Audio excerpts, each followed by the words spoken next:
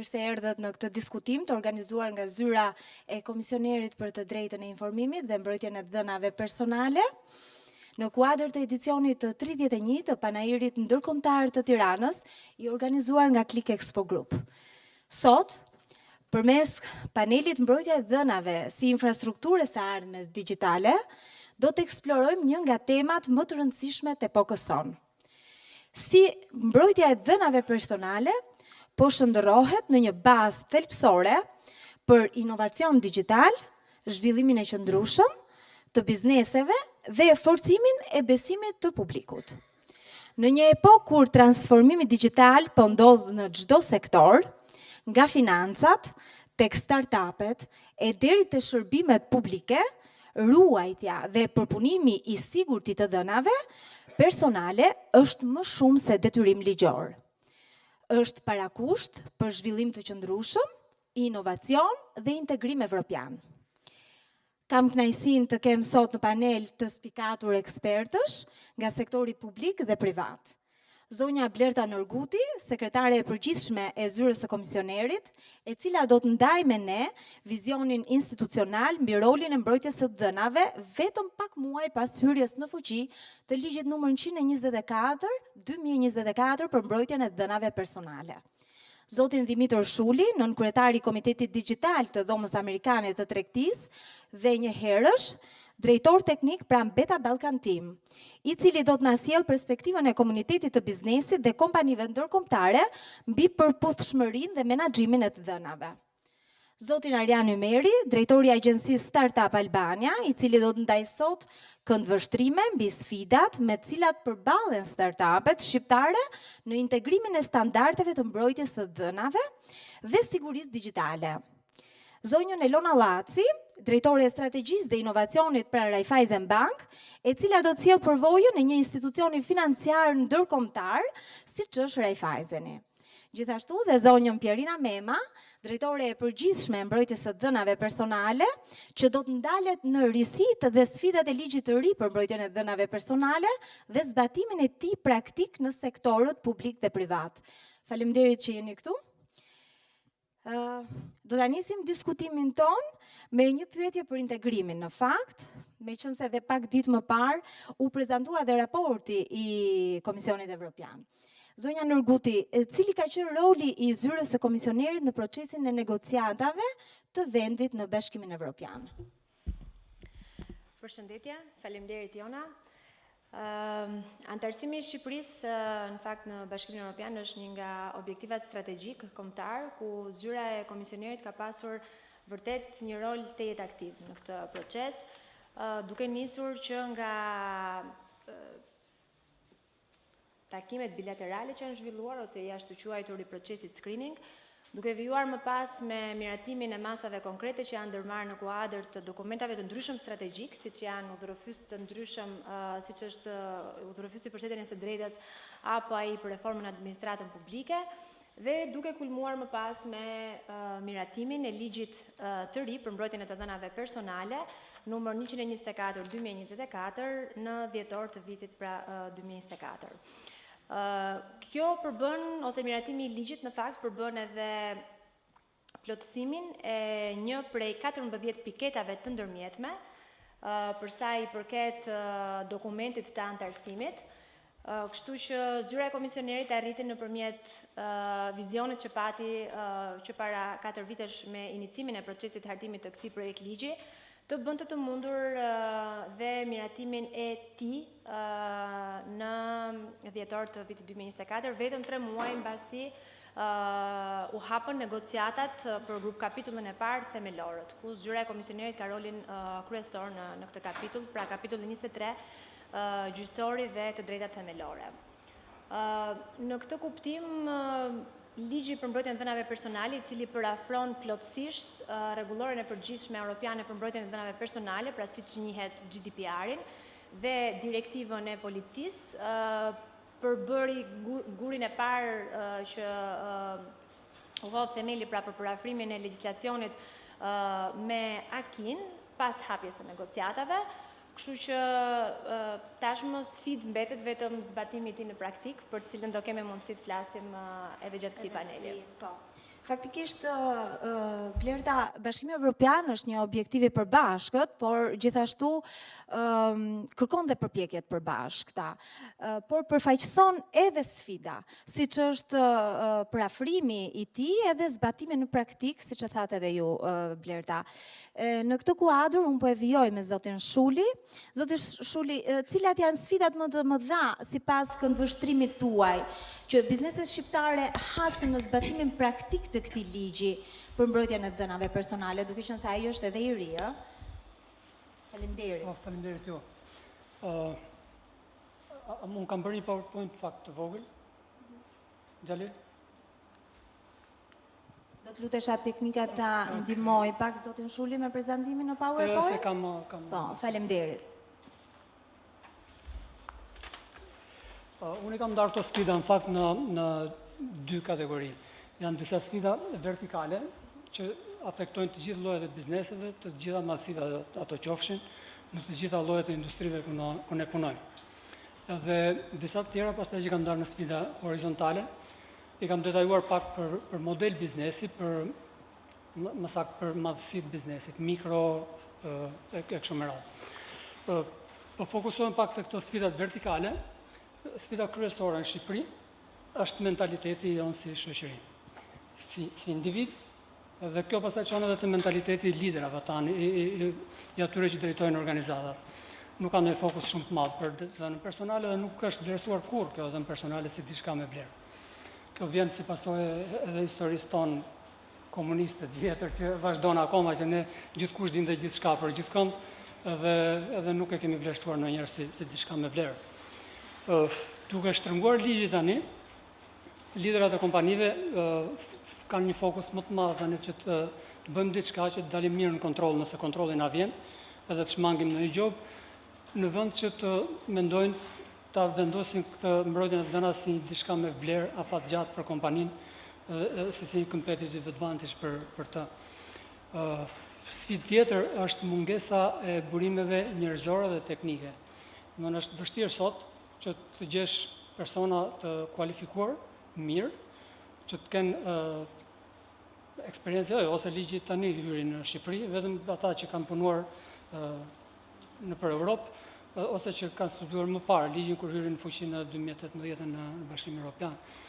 Edhe problem tjetër, sidomos në kompanitë e mesme dhe të vogla, është ruajtja e dhënave ku turu, gjithandej ku munden, në një USB, në një laptopin e marrin me vete, në për celularet e tyre, WhatsApp-i është një katastrofë në vete që dërgojmë karta identiteti, për të prerë një bilet avioni, çojmë pasaportën me WhatsApp agjencisë, edhe agjencia e mban edhe se di se ku e çon ndonjëherë. Një sfidë tjetër, po ndalim pak më shumë. Një sfidë tjetër është vështirësia për të kërkuar ndihmë. Pra bizneset sot nuk din ku të kërkojnë ndihmë, nuk din ku të drejtohen, ku të kërkojnë asistencë, ku të gjejnë ekspert jashtëm për të ndihmuar ata, është një vështirësi në vete. Kemi një mungesë standardizimi të dokumentash dhe formatash. Për shembull, të tjerët vendet të tjera që janë pjekur tashmë në këtë punë kanë krijuar disa dokumenta standarde për të ndihmuar bizneset, siç është regjistri për punimet e dhënave apo proceset për të zhvilluar data protection impact assessment. Tjetër gjë, kemi tek transformimi digital. Gjithë po vrapojmë drejt transformimit digital dhe fokusi kryesor është që burrat të arrijmë funksionin që dëshirojmë, pa u ndalur çik më tepër në mënyrën se si trajtojmë dhënat personale, pa fokus në privacy by design. Pa pasur njohuri të posaçme, pra po thoni ju se si trajtohen këto dhëna pikërisht te këto aplikacionet e reja. Sepse vrapohet për të arritur funksionin, për të demonstruar që gjëja punon, ecën dhe kryen funksionin e saj.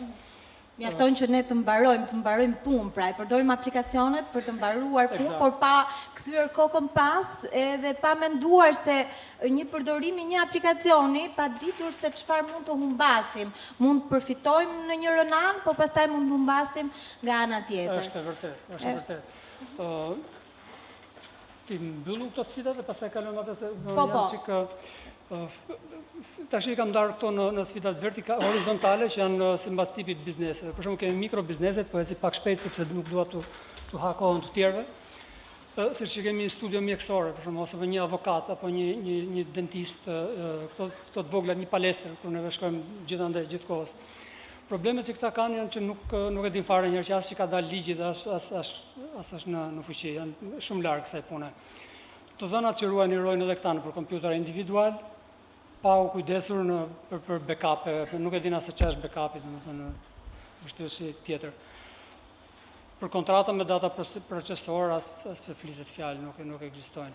Sfida për këta është që duhet të kuptojnë rëndësinë e mbrojtjes së dhënave, sfida maksimale, edhe që duhet të kuptojnë që kanë nevojë për ndihmë. Pra duhet të gjejnë Patjetër, prandaj edhe ne sot le të themi jemi këtu për të ofruar sadopak ndihmë edhe për të nxjerrë disa mesazhe nga ky panel, po sigurisht që ajo që nevojitet është që çdo ditë jemi në kontakt me njohurit mbi mbrojtjen e dhënave dhe të marrim sa më shumë njohuri se si ti mbrojmë ne ato. Zoti Ymeri, në fakt do të kaloj tek ju nëse zoti Shuli e ka përfunduar fjalën apo? Në fakt të kaloj edhe këto të bizneset të mëdha, po shkoj tani sepse mendova se ju e kishit mbaruat mendimin. Po. Pak a shumë edhe bizneset e mesme edhe kanë po të njëjtin problem, megjithëse ata kanë disa struktura, kanë ca njerëz në të, kanë IT, kanë siguri informacioni, nuk e di kanë apo s'kanë gjithë, por kanë disa struktura. Problemi i madh i tyre është koordinimi midis këtyre strukturave, procesimi të dhënave në cloud të pa verifikuar mirë, procesojnë shumë Google, Meta, edhe planifikimi i burimeve njerëzore, këtu edhe koordinimi me masa teknike, që janë siguria e informacionit, është must. Kemi në kompanitë e mëdha, kemi problemin që shumë kompanitë mëdha mendojnë se janë okay. Në gjykimin tim, implementimi i GDPR-s kalon 2 faza. Faza e parë, si jemi ne, që fillojmë tani, është implementimi i saj. Me implementim do të thotë që duhet të kryejmë të gjithë proceset, të kryejmë anën dokumentare, trajnimin e stafit që të mbështes punën mbi këto dokumenta, edhe grumbullimin e evidencës që do të thotë vjen nga operacionet, nga operations këto evidencë. Vetëm atëherë një politikë është e implementuar, kur tregon që rezultati është aty. Shumë nga kompanitë e mëdha mendojnë se janë kry, edhe kanë ngelur këtu midis fazës parë dhe fazës dytë. Faza 2 do ishte faza operacionale. Kanë bërë disa punë edhe fillojnë edhe kryejnë pjesën operacionale në vend që të kujdesen fort për ta mbyllur këtë fazë të parë. Faleminderit. Faleminderit ju. Zoti Ymeri, startupet, në fakt, zoti Shuli foli për bizneset e mëdha së fundmi, e mbylli fjalën e tij, le të themi për këtë pjesë të parë me bizneset e mëdha. Startupet njihen për ritmin e shpejtë, janë bizneset e vogla, po që dhe ngrihen rishtazi të reja. Si po ecin dhe si po e përjetojnë ato qasjen me ligjin e ri?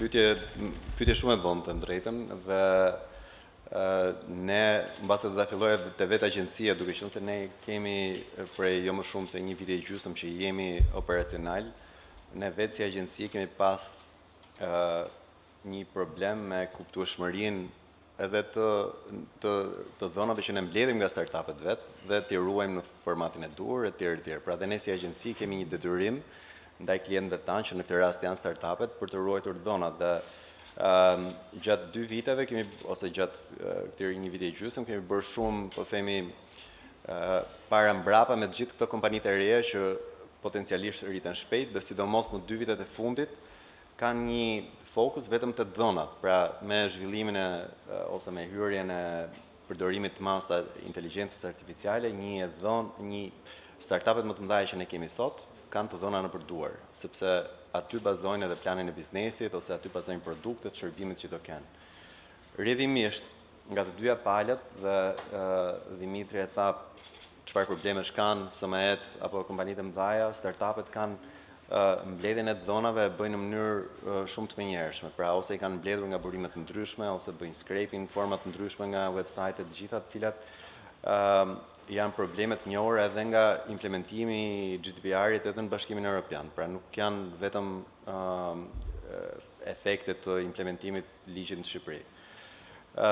Ne në këtë pikë si institucion kemi detyrimin e edukimit. Pra që në fillimin e implementimit një shërbimi ose një produkti të ri apo mbështetjesin e japim si agjenci, një nga gjërat kryesore që ne bëjmë është të edukojmë për ligjet që janë fuqi. Tani ne nuk mund të thellohemi shumë për secilin ligj sepse ata kanë dhe implementimin ose zbatimin e ligjeve që kanë të bëjnë me financat. Por një fazë paraprake, më falë që ju ndërpres, ju e bëni me këto startupe. Ja, aty do të pra, i njihni ata, le të themi, me pikat kryesore të ligjit, apo qoftë edhe me hyrje në fuqi të ligjit, duke i thënë që shiko se ju vërtet jeni një startup, suksese në rrugën tuaj, por keni për të zbatuar dhe këtë ligj, i cili sapo ka hyrë në fuqi, pra ligjin për mbrojtjen e dhënave personale. Pra bëni një lloj prezantimi me këto biznese. Fiks. Dhe aty do dilja në fakt, dy gjëra që ne kemi implementuar ligjin e mbrojtjes pronësisë intelektuale, që ne si agjenci e njohim pak më mirë për arsye se ka më shumë kohë që ka hyrë në implementim, dhe ligjin për ruajtjen e dhënave personale, sepse është një ligj i ri dhe ka të bëjë, siç thash, me pothuajse 80% të biznesit që ata krijojnë, pra të modelit apo të produkteve dhe shërbimeve. Kështu që në këtë fazë ne si agjenci, siç thash, kemi për detyrë që t'i edukojmë. Tani si bëhet ky edukim në forma të ndryshme. Një është duke i mbështetur me ekspertë që mund të jenë individuale ose në grup. Dy, kemi formate të ndryshme që jepen një ori, kemi pas këtu ekspertë nga kompanitë si Deloitte, PwC, edhe nga rajoni, cilët ka një eksperiencë të bazuar në mbrojtjen e dhënave, pra gjithmonë në aspektin e implementimit, jo në aspektin teorik, sepse startupet nuk janë individ në përgjithësi, cilët kanë për interes të kuptojnë se si duhet ta implementojnë. Kur vim te teknologjia, grupi personave ose grupi atyre themeluesve që ne trajtojmë janë njerëz cilët kanë aftësi shumë të mëdha teknologjike. Pra nga ajo pikpamje teknike, ata mund të jenë shumë të, po themi, të njohur me ku duhet i ruajnë, po jo mbase ose specifikisht sipas ligjit. Prandaj dhe formën ligjore se si duhet ruhen ato. Fiks. Prandaj apo dhe se si duhet përpunohen dhe përdoren gjithashtu. Eksakt. Dhe kjo është diçka që ne duhet ta shikojmë në vijim se si mund të mbështesim më tepër, pra si ta ngrisim këtë ndërgjegjësimin e implementimit ligjit, po siç thash, ligji edhe në implementimin në Bashkimin Evropian prej 2018-s e këtej ka pasur sfidat e veta, cilat janë akoma dhe nuk kanë ikur, edhe sidomos për kompanitë cilat bëjnë pjesë të SME-t dhe startupet. Kështu që edhe ne do jemi shumë të interesuar që të bashkëpunojmë me institucionet përkatëse dhe me kompanitë patjetër, që të na ndihmojnë ne për të pasur sa më shumë eksperiencë dhe këtë eksperiencë ta përcjellim te ky grup. Faleminderit. Në fakt, zoti Ymeri foli për startupet, por një pjesë e tyre janë forcësisht të lidhur me inovacionin. Ndërkohë, emra të mëdhenj ndërkombëtar, siç është Raiffeisen Bank, që operon edhe në Shqipëri, prej shumë vitesh, ka investuar në inovacion. Si që prezentova dhe në kryet e herës, unë kam zonjën Laci këtu. Zonja Laci, si e ndërthurni ju zhvillimin e produkteve të reja digitale me respektimin e mbrojtjes së dhënave personale? Faleminderit. Përshëndetje të gjithëve. Po, është e vërtet që çfarë dëgjova deri më tani më bën të ndihem pak më comfortable me pjesën e menaxhimit të dhënave personale. Kjo sepse duke qenë pjesë e një grupi të madh evropian, sigurisht që neve aderojmë në të gjitha direktivat që aderon dhe grupi, kështu që le të themi për Raiffeisen Bank në Shqipëri, adaptimi me GDPR nuk është një koncept i ri, nuk është diçka që vjen tani, po ka qenë një sfidë, duhet thënë, para disa vitesh, para pandemisë. Si rrjedhoi e të qenit pjesë e një grupi të madh.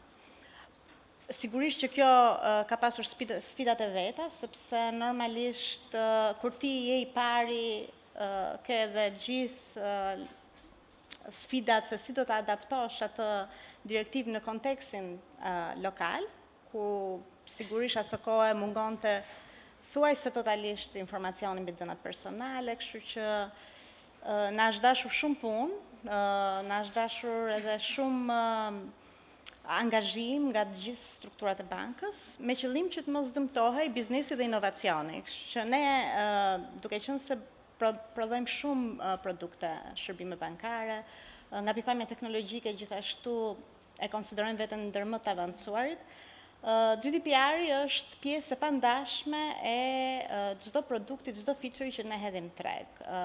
Ajo që dhe unë do rekomandoja është që ajo që ne kemi eksperimentuar është që due diligence për sa i përket trajtimit të dhënave personale të mos lihet si një hap pasues, mbasi është menduar e gjithë zgjidhja teknike, po është mirë që të konceptohet që në fazat e para.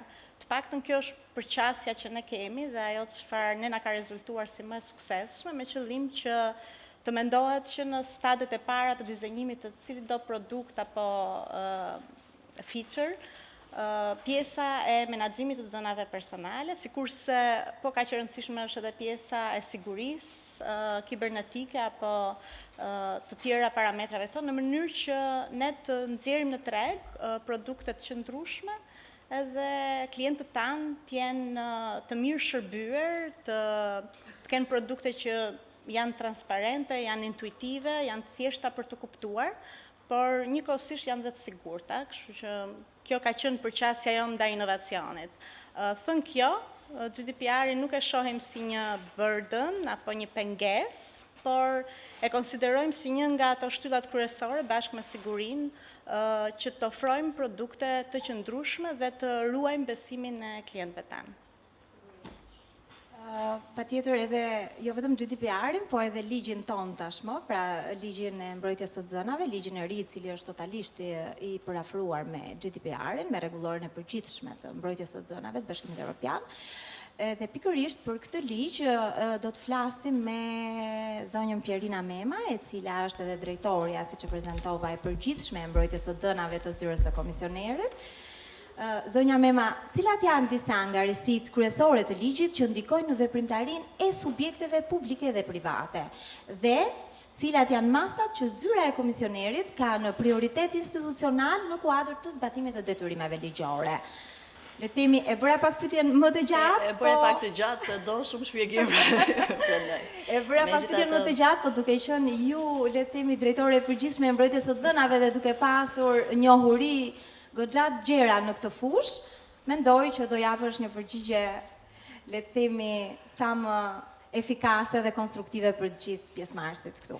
Faleminderit Jona edhe për prezantimin, edhe ja ku vim te pjesa që është më delikate, që është zbatimi i ligjit për mbrojtjen e dhënave personale. Me një pjesë për ju shifem, sepse unë kam shumë vite që punoj tek zyra e komisionerit, mbi 10 vjet, edhe kjo është fusha ime e ekspertizës me pa frikë, mund ta them. Në fakt, detyrimet që ka ligji për mbrojtjen e dhënave personale nuk janë detyrime krejt të reja, ashtu si GDPR-i nuk paraqet një rend juridik tërësisht të ri. Mirë po fokusohet në forcimin e elementeve që kanë lidhje me përgjegjshmërinë që duhet të kenë kontrolluesit në sektorin publik dhe veçanërisht në sektorin privat, dhe këtu do të ndalemi sot për shkak edhe të panelit. Dhe një nga detyrimet kryesore është patjetër data protection impact assessment, edhe duket sikur për bizneset vjen më thjesht që ne të flasim në gjuhën angleze, janë më të kuptueshme, edhe ky detyrim nuk është një detyrim krejtësisht i ri, sepse vlerësimi i analizës së rrezikut ka qenë edhe në legjislacionin e mëparshëm, edhe një pjesë prej bizneseve e din këtë detyrim. Megjithatë, aktualisht ka një rregullim më të plot ligjor, në thelb data protection impact assessment ka fokus që të bëhet një vlerësim paraprak në lidhje me rreziqet e mundshme që mund të vinë në të dhënat personale gjatë proceseve përpunuese, dhe aty ku evidentojnë rreziqe, masat që duhet të marrin kontrolluesit në kuptimin e ligjit për të minimizuar me sa të jetë e mundur këto rreziqe. Ligji në këtë kuadër shtjellon më tej sepse jep një mundësi bizneseve që të vinë te zyra e komisionerit dhe për ato raste kur paraqesin rrezikshmëri të lartë të kërkojnë një opinion paraprak edhe tek zyra e komisionerit.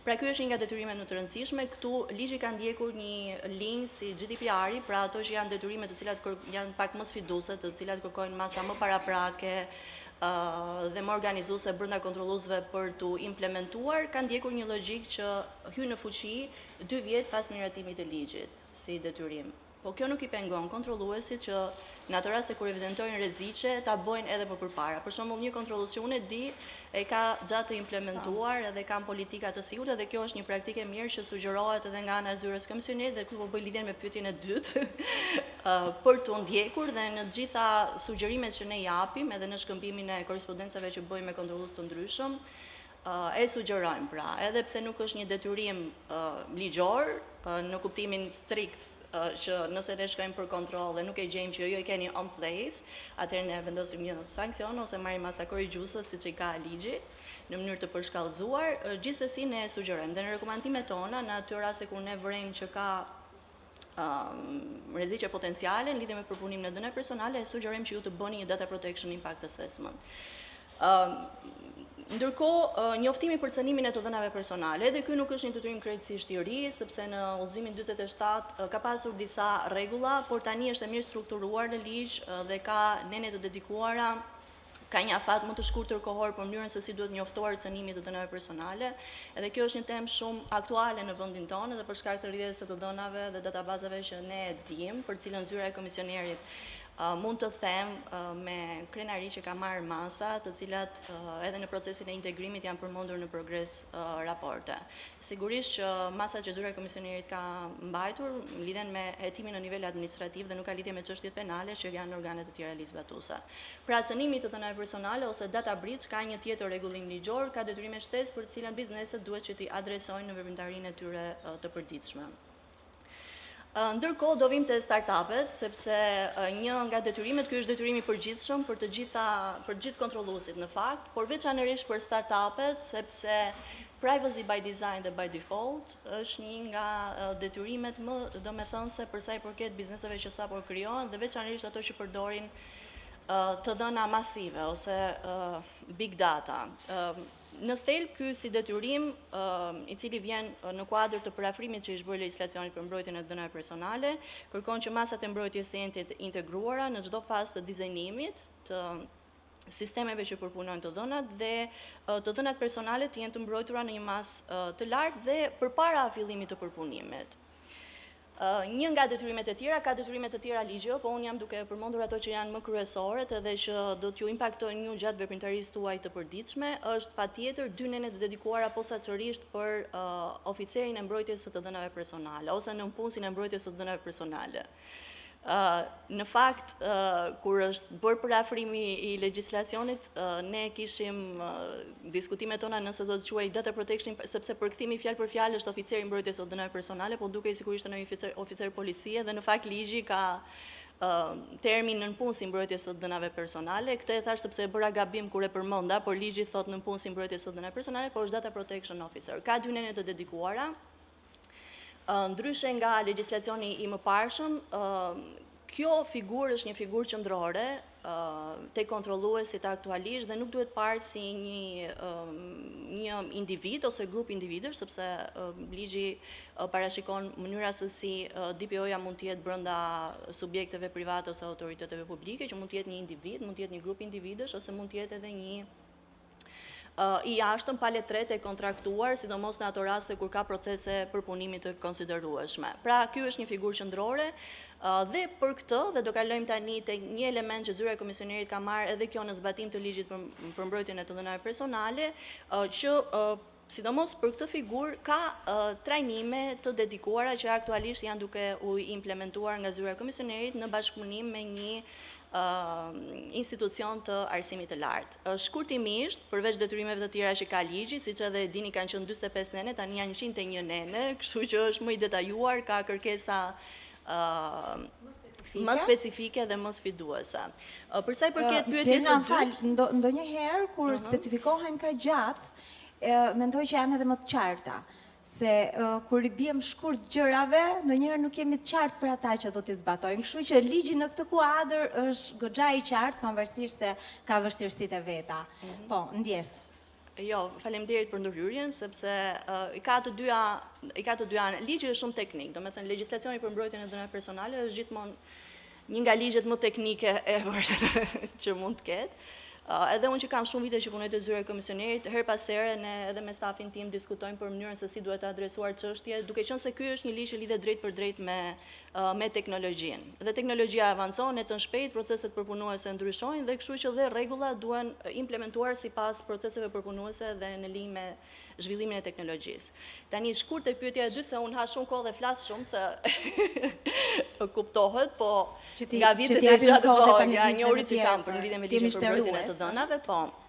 Ndërkohë, cilat janë politikat institucionale, në fakt, si rregull duhet ndjekur që për zbatimin e ligjit, më në rrjedhë logjike do ishte ndërgjegjësim, trajnim dhe pastaj monitorim dhe mbikëqyrje, që janë detyrat tona funksionale. Megjithatë, ne mund të them që kemi ecur paralelisht, ne kemi patur mundësinë që të asistohemi edhe nga një projekt i Bashkimit Evropian, kur kanë qenë fazat e parafrimit legjislacionit. Siç edhe u tha, ky është ligj i cili në rang kombëtar është ligji i parë i cili është transpozuar në 100% me një akt dhe me EU Acquis. Ne kemi bërë njëkohësisht aktivitete ndërgjegjësuese të cilat vijojnë dhe aktualisht ne kemi ndërmarrë disa. Për këto ndoshta do flasi pak, ndoshta doja Po, që do ndalemi se ka shumë për të folur Vlerëta në lidhje me këtë pjesën e për fushatave. shkurtimisht, po them, për fushatat ndërgjegjësuese që ne kemi ndërmarrë dhe me sektor të ndryshëm. Ndërkohë, aktivitetet trajnuese dhe sidomos dedikuar që ne e kemi ndashmë të ngritur në lidhje me DPO-t.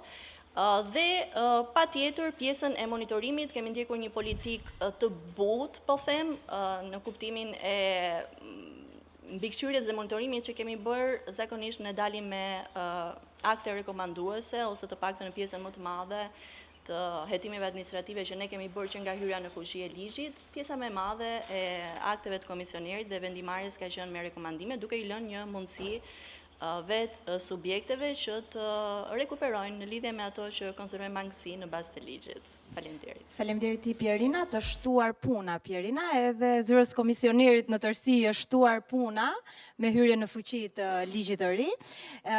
Zonja Nërguti, si po ecën procesi zbatimit të ligjit të ri dhe cilat janë prioritetet e zyrës për vitin e parë, pra pikërisht për këto fushatat, apo ndërmerr zyra e komisionerit fushata ndërgjegjësuese, edukuese, trajnuese në këtë kuadër? Doja që të ndaleni pak.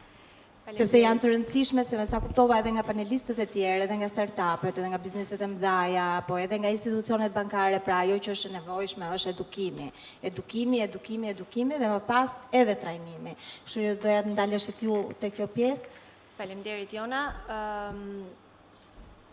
Sikurse e përmenda më herët, ligji është miratuar në dhjetor të vitit 2024 dhe hyri në fuqi në shkurt të vitit 2025. Kështu që unë do doja të ndalesha në dy drejtime se ku janë vendosur prioritetet e zyrës komisionerit lidhur me zbatimin në praktik të ligjit. E kemi parë atë në dy rrafshe, sa i përket aspektit rregullator ose rrafshet rregullatore, le të themi, ka vijuar menjëherë puna për hartimin e akteve në ligjore. Për akte që do dalin pra në zbatim të ligjit për mbrojtjen e dhënave personale, ku nga 10 akte aktualisht kemi miratuar 7 prej tyre dhe jemi në finalizim të pjesës tjetër, të cilat ndjes priten të miratohen brenda këtij muaji. Këto janë udhëzime, të cilat janë udhëzime të komisionerit, të cilat rregullojnë fusha dhe sektor të caktuar për punimin e dhënave personale në sektor të caktuar, siç janë shëndetësia, arsimi, marketingu i drejt për drejt, video survejimi e tjerë. Ndërkohë, ajo që ka vlen për të theksuar ndoshta ose për të veçuar është një akt në ligjor që ne kemi miratuar në kuadër të pjesës së tretë të ligjit që lidhet me autoritetet kompetente, për punimin e dhënave personale nga autoritetet kompetente që në kuptim të ligjit për mbrojtjen e dhënave personale janë organet ligjzbatuese.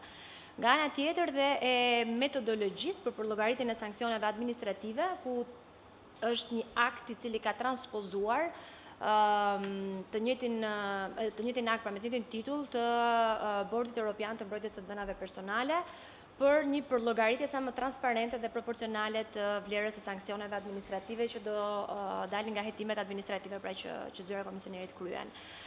Kjo sa i përket aspektit rregullator, nga ana tjetër, sikurse Pierina e përmendi më herët, tashmë nënpunësi për mbrojtjen e dhënave personale është një figurë kyçe, është personi i kontaktit që do garantoj përputhshmërinë e zbatimit të ligjit për mbrojtjen e dhënave personale dhe kontrolluesve nga ana tjetër, si një detyrim tashmë i ri ligjor, edhe pse më herët pra sikurse u tha në praktik ka vijuar, por tashmë është një detyrim ligjor, do duhet që të ketë njohuritë e duhura, kualifikimin e duhur për të garantuar pikërisht të përputhshmëri që sapo folëm. Në këtë kuadër ne kemi kushtuar vërtet rëndësi figurës dhe rolit të nënpunësit të mbrojtjes së dhënave personale, pikërisht si pika e kontaktit midis kontrolluesve për punuesve nga njëra anë dhe zyrës komisionerit nga ana tjetër. Është si një lloj ure. Pra shërben si një lloj ure. Pikërisht për të garantuar pikërisht përputhshmërinë pra me zbatimin e ligjit. Në këtë kuptim kemi zhvilluar aktivitete ndërgjegjësuese me sektorin publik dhe privat të rrjetit të nënpunësve të mbrojtjes së dhënave personale. Gjithashtu është trajnuar ai që quhet rrjeti i trajnerëve, pra të cilët më pas do të trajnojnë nënpunësit e mbrojtjes së dhënave personale. Ne kemi pasur asistencën e një projekti ku është bërë mundur që nga eksperti italian të autoritetit homolog, pra Garante della Privacy, kemi pasur mundësinë që rrjeti i trajnerëve të marrë ekspertizën e duhur, ku më pas është miratuar dhe kurrikula apo moduli për sa i përket trajnimeve ndaj nënpunësve të mbrojtjes së dhënave personale. Sikurse u prek edhe pak më herët, në bashkëpunim më pas me një nga institucionet e arsimit të lartë, kemi bërë të mundur zhvillimin e 2 trajnimeve deri më tani, një javore me nënpunës të mbrojtjes së dhënave personale, ku është certifikuar dhe grupi i parë i këtyre nënpunësve. Unë shoh disa nga kolegët dhe nënpunësit e mbrojtjes së dhënave personale që janë certifikuar, më vjen mirë që ka interes përveç trajnimit, vijoni ndiqni dhe aktivitetet që lidhen me fushën e mbrojtjes së dhënave personale, sepse realisht vetëm në këtë mënyrë mund t'ja dalim dhe të marrim hap pas hapi ato informacione dhe hap pas hapi të arrim të përmbushim tërësinë e dijeve në këtë kuadër. Ne kemi zhvilluar gjithashtu së fundmi dhe 2 aktivitete me 2 sektor të rëndësishëm, siç është sektori bankar dhe ai i sigurimeve, ku janë zhvilluar pikërisht në kuadër të prezantimit apo njohurive me detyrimet e reja ligjore sa i përket të drejtave të subjektet të dhënave, por në këtë rast pra detyrimeve të kontrolluesve. Prioritet tjetër i zyrës komisionerit mbetet patjetër një fushatë gjërë kombëtare në këtë kuadër, sepse ne mendojmë që së pari duhet bërë ndërgjegjësimi dhe trajnimi sa i përket subjekteve të dhënave, por dhe kontrolluesve, kështu që jemi në fazat e zhvillimit të hap pas hapi dhe të kësaj fushate të gjërë kombëtare që mendojmë ta kryejmë në këtë kuadër. E cila do të vijojë përtej fund vitit, do me thënë deri në fund vit patjetër, por që do të vijojë edhe vitin e ardhshëm. Këto janë masat paraprake dhe të menjëhershme që u morën nga zyra e komisionerit menjëherë mbas miratimit të ligjit për mbrojtjen e dhënave personale. Edhe unë jo më kot zyra e komisionerit me sa duket, por në fakt është partner i bizneseve, është partner i institucioneve publike, është partner i institucioneve bankare. Pra zyra e komisionerit nuk është thjesht një autoritet mbikëqyrës që mbikëqyr dhe për të shkuar te ajo që tha Pierina, pra nuk është vetëm masat administrative ndaj subjekteve që shkelin ligjin, por zyra e komisionerit është partneri i cili po zhvillon trajnime, ndërgjegjësime, fushata ndërgjegjësuese për ta bërë sa më të kuptueshëm ligjin, për ta bërë sa më të thjeshtë dhe sa më të përfitshëm nga të gjithë, po jo vetëm nga bizneset, po edhe nga qytetarët, edhe nga vetë ne, pra se dhe ne duhet të informohemi, të ndërgjegjësohemi që të dhënat tona personale vlejnë dhe janë shumë të çmuara, të dim si t'i përdorim ato. Megjithatë, zoti Shuli do të vijoj me ju, e ju e prekët pak në fillim dhe thatë që bizneset, le të themi, deri diku janë të pa informuara. në kuptimin, le të themi, që nuk i kanë gjitha informacionet se si ta përdorin, si ti përdorin të dhënat që ata mbledhin, apo që përpunojnë, apo si ti mbajnë ato, si ti ruajnë ato. Dhe pikërisht në këtë kontekst, unë doja t'ju pyesja, cilat janë, le të themi, kërkesat e tyre ndaj edhe këtij ligji, në raport me ligjin e ri. Pra çfarë kërkojnë ata? Ose shqetësimet që kanë ata? Faleminderit. Unë kam listuar disa udhëzime, në fakt, disa gjëra që zyra komisionerit në base mund të ndihmoj, akoma më tepër bizneset që të kenë një qasje të mirë edhe praktike për implementimin e zbatimit ligjit. Për shembull, ne mund të marrim shembull nga autoritetet e tjera të vendeve të Bashkimit Evropian, edhe se si janë formuar, se si janë ndërtuar website-et e tyre. Atje ka pa fund materiale edukues, por edhe materiale praktik implementimi. Edhe do ishte në vend për shembull nëse edhe ne shkonim në këtë drejtim, duke formuar edhe duke krijuar dhe duke pasuruar atë bazë, tashmë juve keni nisur me këto guidat edhe udhëzimet, edhe duke bërë udhëzime edhe më të thjeshta, edhe më praktike për një avokat, për një mjek, për një start-up apo për një grup zhvillues software.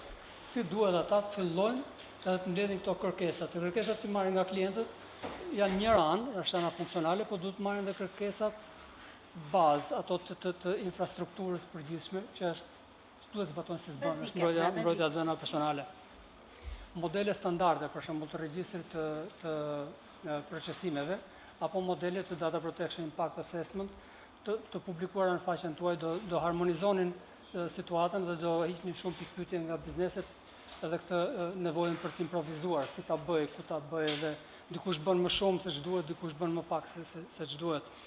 Një gjë e rëndësishme fakt do ishte ndërhyrja në anën ligjore ose administrative nga ana e zyrës komisionerit në lidhje me marrëdhënien e biznesit privat me entet publike, në rastin kur një ent privat ka një kontratë me një ent publik. Për shembull, fiton një garë, një tender, bën një kontratë që i detyruar të marrësh atë kontratë që ka DST, pra kontratën standarde, dhe aty nuk ka asnjë fjalë për këto përgjegjësitë kontrollues procesues. Pra ne kemi bizneset për shembull që mbajnë e-Albania, mbajnë sistemet e menaxhimit të QSUT-s, apo SMIP-i për nxënësit, dhe janë kompani private ato që marrin kontrata, po këtu nuk të DST-ja duhet të zbënte të kjo kontrata standarde, duhet të futen përgjegjësit përpunues procesues në gjykimin tim. Një mënyrë tjetër për të inkurajuar bizneset që të thellohen në mbrojtjen e dhënave personale mund të ishte duke inkurajuar këta të mirët, si më thon, por duke dekurajuar të këqit. Në thonjza prapa. Për shembull, mund të ketë kompani që nga ana juaj janë gjetur disa herë në shkelje, në një lloj mënyre këto duhet, nëse ekzistonte në lloj forme, që këto të kishin një check box aty para se të hyjnë në gara publike. Për shembull, një që është gjetur disa herë në shkelje, nuk mundet të shkojë dhe të përpunojë prapë dhëna personale sepse fiton një garë publike. Pra, do ishte një metodë mirë, mendoj unë, që të inkurajonte të gjithë të mos gjindeshen të kjo lista e keqes, të ndryshe nuk do mund të hynin dot në gara publike. Tjetër gjë, fushata ndërgjegjësimit, juve e bëni, ju lutem mos u lodhni. Komisionerit e kanë ndërmarrë për këtë gjë dhe duken goxha ritmik, le të themi, të këto fushatat edhe të takimet, të tryezat. Po, edhe një gjë e fundit që unë e kam vendosur te kjo lista ime, është që të nxiten bizneset, sidomos ato të vogla, mikro, këto që kanë pak punonjës, por që manipulojnë edhe përpunojnë dhëna masive. Për shembull, kemi laborator mjekësor që përpunojnë dhëna të gjithë shqiptarëve, dhëna sensitive, por kanë pak njerëz në punë. Edhe për këta do duhet që të kishte një lloj nxitje që këta duhet kërkojnë ndihmë konsulentët privat. Edhe kjo është çështje në vete, private po ç'atje, ëh. Edhe kjo është çështje në vete sepse tash po dalin që shumë njerëz që thonë po, unë e bëj. Nëse komisioneri do kishte një mundësi që të organizonte në një lloj forme certifikimi apo një forme testimi për këto konsulent, që të kishte një lloj garancie, kjo do rriste cilësinë e punës së tyre dhe përrjedhoi cilësinë mbrojtjes së dhënave. Faleminderit. Zoti Ymeri, sa e rëndësishme është se zoti Shuli bëri le të themi solli një panoramë se çfarë kërkojnë bizneset e mëdha, ose le të themi kush janë ato udhëzime që presin ata. Po sa e rëndësishme është që startupet shqiptare të kenë të integruar mbrojtjen e dhënave që në fazat e para të zhvillimit të tyre. Pra çfarë rëndësie merr kjo? Se ju e thatë që ju bëni një edukim paraprak. Pra, ju i informoni ata paraprakisht. Po, si që përmonda pak më përpara, startupet janë kompani që në base ka një model pak të ndryshëm biznesi, po thelbësisht ato janë duhet të përfshihen edhe të përdorin të gjitha toolset që Dimitri e përmondi pak më përpara, që janë treg. E vetëm që unë do këshilloja zyrën e komisionerit është që e kuptoj rëndësinë dhe entuziazmin që ne të adoptojmë ligje dhe të implementojmë siç duhet. Vetëm kur e shikon nga pikpamja e biznesit, kjo bëhet gjithmonë edhe më vështirë, sepse nuk është vetëm ligji i mbrojtjes së dhënave që duhet një startup apo një kompani që të pranojë apo të implementojë siç duhet. Janë një sër ligjesh, sidomos në këtë periudhë që jemi. Janë shumë direktiva të cilat kanë hyrë në fuqi apo do hyjnë në 2 vitet e ardhshme. Kështu që duhet jemi te kjo pjesa e trajnimeve, pjesa e po themi e njohjes me ligjin edhe implementimin në fazën fillestare, duhet jemi sa më të kujdesshëm që bizneset fillojnë të krijojnë kulturën e duhur që ta implementojnë siç duhet. Dhe me këtë duhet të them që ligji dhe mbrojtja e dhënave është shumë e rëndësishme, siç është e rëndësishme dhe rritja e këtyre kompanive. Prandaj kur kemi biznese, sidomos tani në këtë fushë të bazuara në teknologji, bazuara në dhëna, duhet që t'i lejojmë atyre hapësirat që ta kenë mundësinë për të krijuar biznese mbi këto dhëna. Pra, mos jemi menjëherë të shumë të vrrullshëm për t'i ndaluar sepse kemi këto direktiva, duhet t'i adoptojmë menjëherë e tjerë. Pra, duhet ta balancojmë pak kërkesën për implementimin e këtyre direktivave, po edhe po themi potenciali që këto kompani kanë për të punuar me këto dhëna dhe për të krijuar shërbime dhe produkte të reja. Shumica e kompanive që po dalin, qoftë nga Shqipëria apo qoftë nga, po themi, nga bota, janë kompani të cilat pjesën më të madhe e tyre e kanë të bazuar, siç thash, në të dhëna. Qoftë po marrin dhëna nëse janë agribiznes, janë teknologji, BPO, janë po themi në industritë ndryshme të cilat bazën e kanë mbledhjen e dhënave. Tani shteti, dhe me që unë jam edhe përfaqësoj një agjenci shtetërore, është shumë e rëndësishme që ne atyre t'i japim akses në dhëna të cilat mund të jenë të manipuluara në aspektin ose të anonimizuara, siç e quajmë, dhe këto të jenë nëpër platforma të cilat të jenë të standardizuara, se po flisim për standarde dhe nga një anë kemi standardin që ne po i kërkojmë bizneseve që të marrin përsipër, por nga ana tjetër duhet të standardizojmë dhe ofertën. Pra oferta, këto të dhëna që shteti mund të ketë, duhet të jepen në një formë që të jenë të dhënat standardizuara dhe të dhënat të mbrojtura, pra të mbrojtjen e individëve që mund të kenë anonimizimin në përgjithësi, është një mënyrë shumë e mirë. Pra nëpërmjet platformave si Open Data apo që Akshi e ka ngritur, apo dhe zyra e komisionerit që mund të kontribuojë. Pra duhet parë në këndvështrimin gjithmonë që edhe ne kur komunikojmë apo kur ndërveprojmë me këto startupet, të gjitha gjërat jenë kohezion me njëra tjetrën. Pra si platformat që ne ofrojmë për të dhëna dhe këto të dhëna janë të vlefshme sepse duhet biznesi që të rriten, nesër dhe ne të jemi konkurrent. Në përgjithësi, po dhe nga ana tjetër duhet që dhe këto ligje të adoptohen dhe të implementohen siç duhen. Pra të gjithë agjencitë apo zyra e komisionerit në këtë rast ka rolin kryesor, duhet të ketë një kohezion midis nesh për t'i dhënë atyre ofertën dhe standardin e duhur që këto bizneset e reja, sidomos këtu për startupet që është shumë e rëndësishme, të fillojnë t'i përpunojnë siç duhet. Dhe një lloj kohe për të përshtatur me ligjin e ri, pra me mënyrën se si ta implementojnë atë. Pra Jo vetëm kohë, por edhe siç folën standardet e duhura që të mos kenë mundësi të lodhen shumë, se keni parasysh 85% të gjithë biznesit që ne kemi këtu sot janë më pak se 10 veta, më pak se 10 punonjës. Pra nuk është e mundur që një biznes ta ketë kapacitetin e duhur për ta humultuar, për ndërtuar standarde, për ndërtuar forma apo për ta implementuar siç duhet një kohë rekord. Pra është pothuajse pamundur. Pra duhet gjithmonë implementimi i ligjeve dhe po marr shkas edhe një herë nga ligji i mbrojtjes së pronësisë industriale këtu, që u implementua para disa viteve.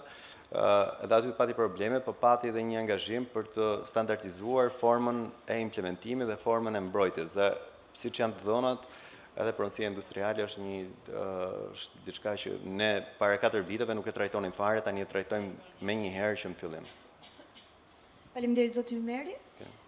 Në fakt, ndryshe nga zoti Ymeri, unë do të ndalem tek bankat sërisht, pra te institucionet bankare. Institucionet bankare kanë aplikacione të reja, pra zhvillojnë aplikacione të reja. Si qaseni ju pikërisht tek këto aplikacione të reja që zhvilloni?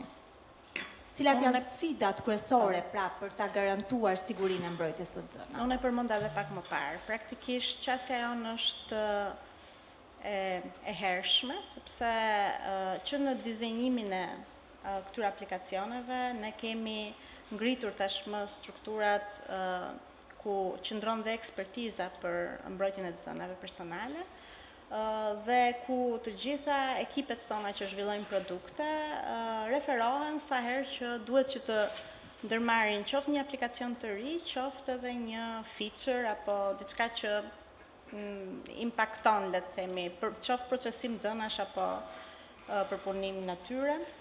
Dhe në këto kushte, kjo është si qasje fillestare. Megjithatë, ajo që siguron, do thoja unë, në një koncept afatgjat brenda kompanive të mëdha, sikurse jemi dhe ne në këtë rast, është kultura.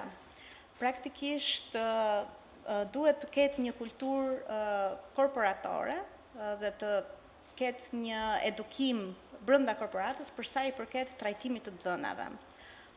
Ne tashmë kemi disa vite që ndërmarrim trajnime periodike dhe mundohemi që punonjësit tanë të kenë një përqasje ndaj menaxhimit të dhënave proaktive, me qëllimin për të qenë kujdesshëm, për të mbrojtur jo vetëm për të qenë compliant me rregulloret, por edhe për të mbrojtur klientët, për t'i advisor ato ku ka vend.